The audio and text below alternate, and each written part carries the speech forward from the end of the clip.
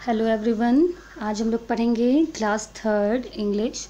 Lesson है हमारा the yellow butterfly.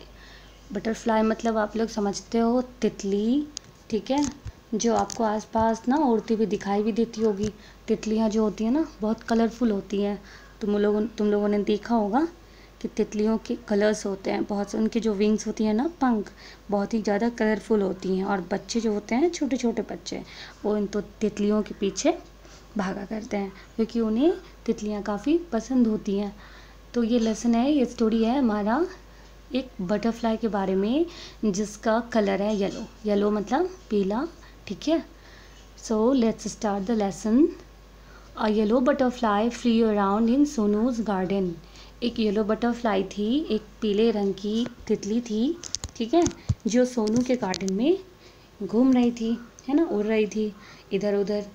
बगीचा जो होता है ना, तो सोनू एक बच्चा है और उसका एक बगीचा है, उसके घर के पास ना एक बगीचा है और उसके गार्डन में, बगीचे में वो तितली आराम से इधर उधर उड़ रही थी। Sonu saw the butterfly.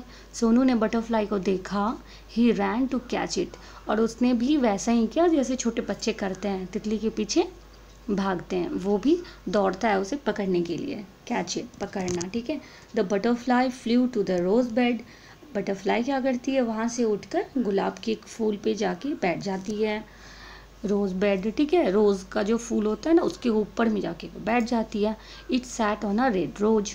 और वो उस पर आराम से बैठी रहती है। Now I can catch it said Sonu.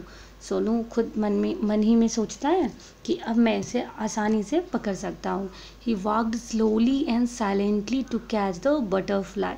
वो बिल्कुल दबे पाँव जाता है, धीरे धीरे, चुपचाप, ताकि बटरफ्लाई को कुछ भी भनक ना लगे कि कोई उसे पकड़ने आ रहा है। He came closer closer and still closer but then off flew the butterfly. वो बिल्कुल धीरे धीरे आता है और पास बढ़ता जा रहा था, उसके पास जाता जा रहा था, लेकिन अचानक क्या होता है कि तितली वहाँ से, बटरफ्लाई वहाँ से उड़ जाती है। वेयर डिड द बटरफ्लाई गो। सोनू सोचता है कि बटरफ्लाई कहाँ चली गई। Near the garden was a pond. तो उस गार्डन के पास एक छोटा सा तालाब होता है, pond.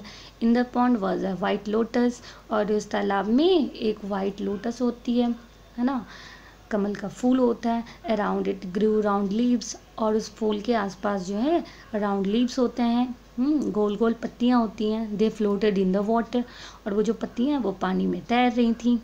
The butterfly smiled, the butterfly sailed on a floating leaf. तो बटरफ्लाई क्या करती है ना, उस पत्ती पर, जो पत्ती तैर रही होती है पानी में, उस पर बैठ जाती है और आराम से इधर उधर घूमती रहती है। Sonu went splash into the water end of flew the butterfly. Sonu भी पानी में चला जाता है और छपाक छपाक करते हुए बटरफ्लाई के करीब पहुंचने वाला होता है, लेकिन जब तक वो पहुंचता तब तक बटरफ्लाई वहाँ से भी उड़ जाती है।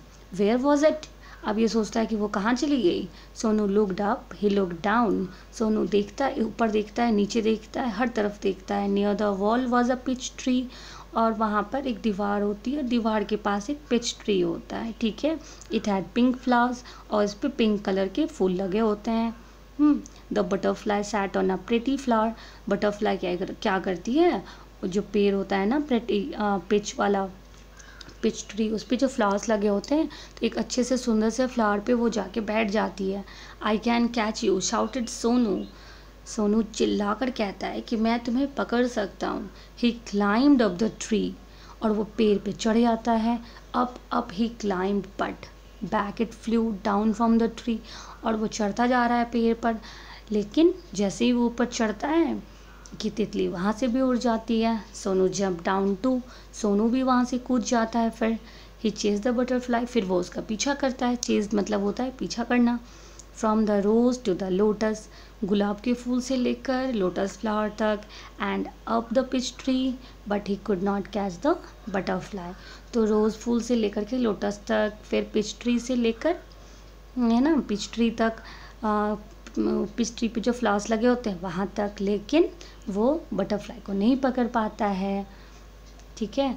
तो इस पेज में हमने ये देखा कि एक बच्चा है सोनू, और वो अपने गार्डन में एक बटरफ्लाई देखता है जो कि पीले रंग की होती है, और वो उसे पकड़ना चाहता है, लेकिन बहुत कोशिश करता है वो उसे पकड़ने की, लेकिन वो तितली जो होती है वो तो शांत होकर कहीं बैठती नहीं, वो कभी उड़कर गुलाब के फूल पर, कभी फिर फ्लोटिंग लीफ पर, तैरती हुई पत्ती पर, तो कभी पेड़ पर, कहीं भी जाकर वो बैठ जाती है।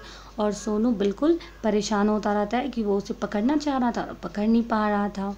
ठीक है, तो फिर इस लेसन के जो नेक्स्ट पेज है ना, जो आपको एक्स्ट्रा, तो वो हम नेक्स्ट वीडियो में करेंगे, पार्ट 2 में पढ़ेंगे। ठीक है, तब तक आपको इस लेसन को स्टडी करना है और जो भी डिफ़िकल्ट वर्ड्स हैं है ना, उन्हें नोट करना है। ओके, तब तक के लिए बाय बाय।